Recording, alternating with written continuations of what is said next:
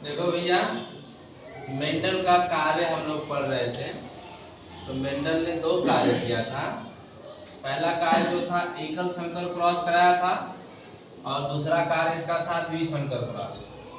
तो मैंने बताया एकल संकर क्रॉस क्या होता है। तो एकल संकर क्रॉस का मतलब होता है कि मेंडल ने एक लक्षण को लेकर के क्रॉस कराया था। एकल संकर का मतलब एक लक्षण को लेकर के क्रॉस कराना, ठीक ना।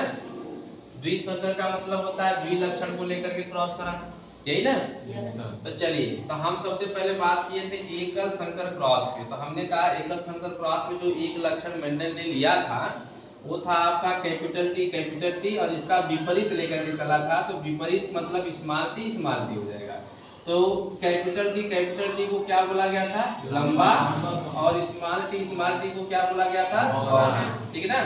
अब लंबा का पौने के साथ कराना है क्रॉस। क्या कराना है? क्रॉस। क्रॉस का मतलब जानते हैं? क्रॉस का मतलब मिलना, ठीक ना, मिलाया जाएगा, ठीक। लेकिन यहाँ पर देखिए दो टी दिख रहा है, यहाँ पर भी दो टी दिख रहा है। तो मिला हम तभी सकते हैं जब इन दोनों को हम अलग अलग करेंगे। तो अलग का मतलब होता है इसका कराएंगे अर्धसूत्री विभाजन। अर्धसूत्री विभाजन का मतलब आधा कर देना, ठीक ना, आधा आधा कर देना।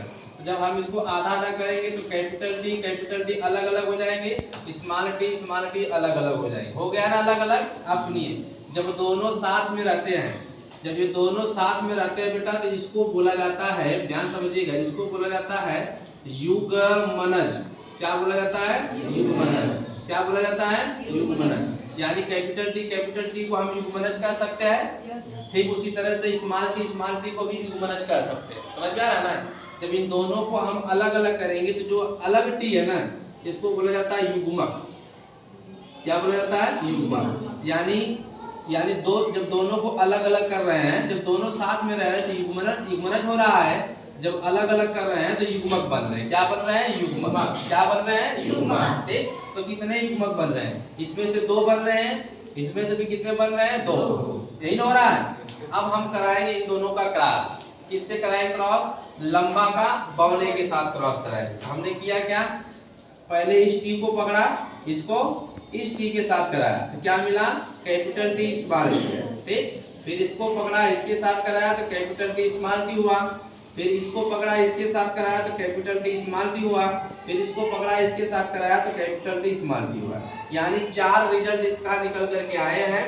और इन्हीं चारों रिजल्ट को जब देखा गया तो चारों रिजल्ट कैसे है? सेम है, ठीक है ना। कैसे है? सेम है।